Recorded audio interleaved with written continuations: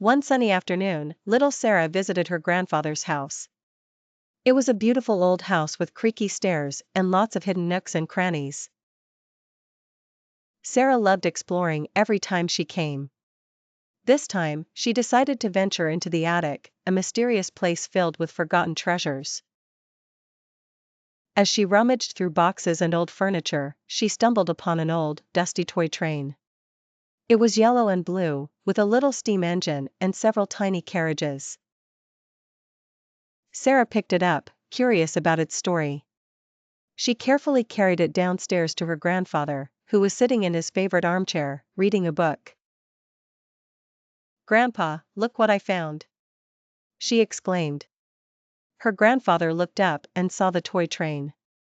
His eyes twinkled with a mix of nostalgia and regret. "Ah, the old toy train," he said softly. "That was my favorite toy when I was just about your age." Sara climbed onto his lap, eager to hear more. "What happened, Grandpa? Why is it in the attic all dusty?" Her grandfather sighed and began his tale. "When I was a little boy, that toy train was my world. I would play with it for hours, imagining it traveling through distant lands and over high mountains. But as I grew older, new toys came along. There was a shiny robot, a cool spaceship, and even a remote-controlled car. Each new toy seemed more exciting than the last, and I forgot all about my little train. It got pushed to the back of the attic and was left there for many years."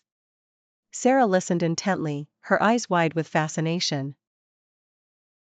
She could picture her grandpa as a young boy, jumping from one new toy to the next, leaving the old train behind.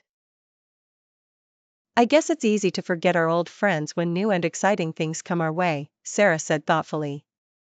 Her grandfather smiled and patted her head. "You're right, Sara. But it's never too late to remember them and bring them back to life." Sara beamed and hugged her grandfather tightly.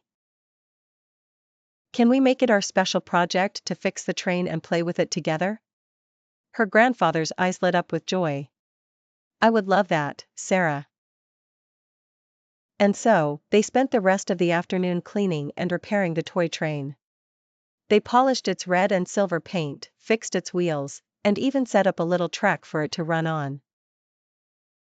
For Sara and her grandfather, the old toy train became a bridge connecting their generations and creating new memories.